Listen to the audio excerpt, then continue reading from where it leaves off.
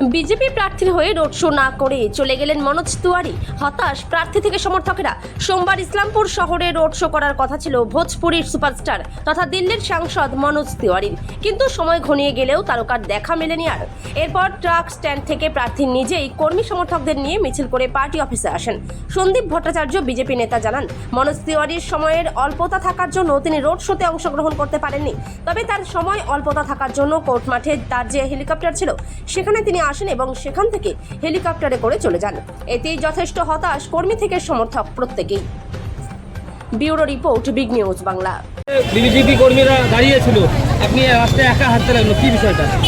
দেখুন, আজকে পরপর তিনটি এরকম রোড শো ছিল। প্রথমে রায়গঞ্জ, তারপরে হচ্ছে ডালখোলা, তারপরে ইসলামপুর।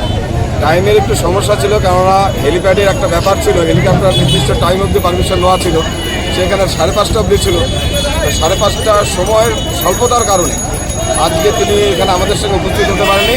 তবে সেরকম কোনো অসুবিধা হয়নি আমাদের। কিন্তু একটা কথা, ইসলামপুরবাসী নিশ্চয়ই একটু দুঃখ হয়েছে। সেক্ষেত্রে ইসলামপুরবাসীর কাছে আমি ক্ষমা চেয়ে নিচ্ছি যে সময়ের স্বল্পতার কারণে তিনি আমাদের সঙ্গে এই যে আজকের যে র্যালি, সেই র্যালিতে তিনি যোগদান করতে পারেন। আপনারা যদি জয়ী হন তাহলে কি মনোজ তিওয়ারিকে দেখা যাবে বিজয় মিছিলে? অবশ্যই। দেখুন, তিনি মনোজ তিওয়ারির সঙ্গে, মহাশয়ের সঙ্গে আমার বারবার কথা হয়েছে। তিনি বারবার বলছেন যে প্রচণ্ড অসুবিধা, ঠিক আছে, সময়ের অল্পতার কারণে তিনি থাকতে পারছেন না। তবে এরপরে তিনি কথা দিয়েছেন যেদিনই সময় পাবেন, নির্বাচনের এই প্রাককালে এতটা কাজ, সাংগঠনিক এত কাজ, এর মাঝখানে তিনি আর সময় দিতে পারছেন না। তিনি এরপরে যেদিন সময় দেবেন সেদিন অবশ্যই আবার আমরা সবাইকে জানিয়ে দেবো। না, এই জন্যই নির্বাচন একবার শেষ লগ্নে সত্যি আর সময় নেই, আমাদেরও প্রচুর কাজ। সেই ক্ষেত্রে এর মধ্যে আর হচ্ছে না। বলছি দাদা, রাস্তার দেখুন, একটু তো খারাপ লাগবেই। তবে ইসলামপুরের ছেলে আমরা, আমাদের সমস্ত পরিস্থিতিতে আমরা মানিয়ে নিতে পারি। বলছিলাম দাদা, রাস্তার দুপাশে থরে থরে মানুষ দাঁড়িয়েছিল তাকে দেখার জন্য, তারা না দেখেই তাকে চলে যাচ্ছে। বহু মানুষ কি বলবেন? একদমই ঠিক না, কি বলবেন এই বিষয় নিয়ে? দেখুন, আমি ব্যক্তিগতভাবে যদি আমি মন থেকে একটা কথা বলি, আমি কখনোই চাইনি এরকম একটা প্রোগ্রাম। আমি বারবার না করেছি, কারণ আমি যদি কোনো সেলিব্রিটির মাধ্যমে আমি আমার পরিচিতি করতে চাই, আমি যদি পরিচিত হতে চাই, আমি আমার কর্মী, আমার সংগঠন, আমার বিজেপির মাধ্যমে আমি আমার পরিচয় পেতে চাই। আমি আগামী দিনে কোনো দিনই এরকম করে সেলিব্রিটির দাবি রাখিনি। আমাকে বলেছিল, আমি তাদের কথা অনুযায়ী সম্মতি দিয়েছিলাম, কিন্তু সময় হয়নি। তাতে আমার কোনো কিন্তু পার্টি লেভেল থেকে দেওয়া হয়েছিল, যার জন্য এতে আমার কোনো সমস্যা হবে না। এতে আমার বলছি দাদা, আজকে মনোজ তিওয়ারির এখানে ইসলামপুরে রোড শো হওয়ার কথা ছিল, কিন্তু দেখা গেল যে তিনি রোড শো না করেই চলে গেলেন। কি বিষয়, কি বৃত্তান্ত? আসলে যেহেতু 5:30 বেজে গেছে, সূর্য ডুবছে, ওনার আজকে 4টে প্রোগ্রাম ছিল।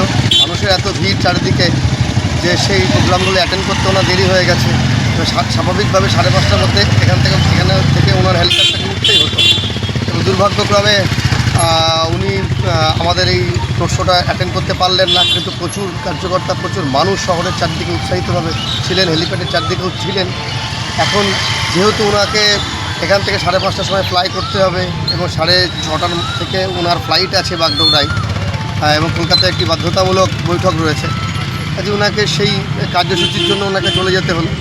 যদিও তিনি তার ভিডিও বার্তায় তারে চলে যাওয়ার কারণে ব্যাখ্যা করেছেন এবং আমাদের প্রার্থী প্রায় সমর্থনে মানুষের কাছে ভোটের প্রার্থনা করেছেন।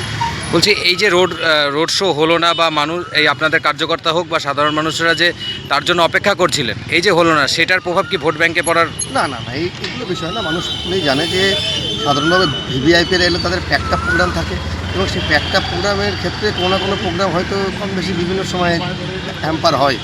এটা part of the parcel of এই ইলেকশন ক্যাম্পেন, এটা হতেই পারে।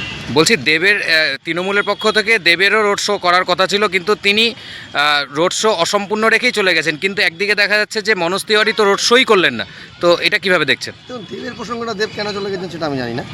এটা আমার জানারও বিষয় না, বলারও বিষয় না, সম্পূর্ণ সেই দলের বিষয়। আর আজকে আমাদের তো সব প্রস্তুতিই ছিল, কিন্তু সময়ের অভাবে, এবং যেহেতু এখান থেকে ফ্লাই করার বাধ্যতা আছে, আপনারা অনেকেই জানেন যে সূর্য ডুবে গেলে আর এখান থেকে চপার উঠতে পারে না, হেলিকপ্টার উঠতে পারে না। কাজে ওনাকে চলে যেতে হলো বাধ্য হয়ে। ওনার যাওয়ার ইচ্ছা নেই, তবু যেতে হলো। মনোজ তিওয়ারিকে দেখার জন্য খুব উৎসাহ নিয়ে এসেছিলাম, কিন্তু দেখতে তো পেলাম না। কতক্ষণ থেকে দাঁড়িয়েছিলেন? প্রায় 1.5-2 ঘন্টা ধরে। আসেনি উনি? উনি মানে একটু অনেক জায়গায় মিটিং করেছে তো, আসবে হয়তো পরে, কিন্তু পাবলিক আর ধৈর্য রাখতে পারলো না। আসেনি, এসছে হয়তো, আমাদের কাছে খবর নেই। এবার যারা আপনি এখন চলে যাচ্ছেন? আমরা এখনো যাইনি, যাবো কিনা এবার শুনছি, চলে যাব না থাকবো বুঝতে পারছি। মানে ইসলামপুরে দেখতে পেয়েছেন কি? না, না। দেখতে পাননি ইসলামপুরে। মানে কতটা হতাশ যে এতক্ষণ থেকে দাঁড়িয়েছিলেন? খুবই মন খারাপ, খুব আশা নিয়ে এসেছিলাম যে দেখবো একবার কাছ থেকে। কি নাম আপনার? আমার নাম জুনু মুখার্জি। জুলি মুখার্জি? জুনু মুখার্জি। ঝুনু মুখার্জি।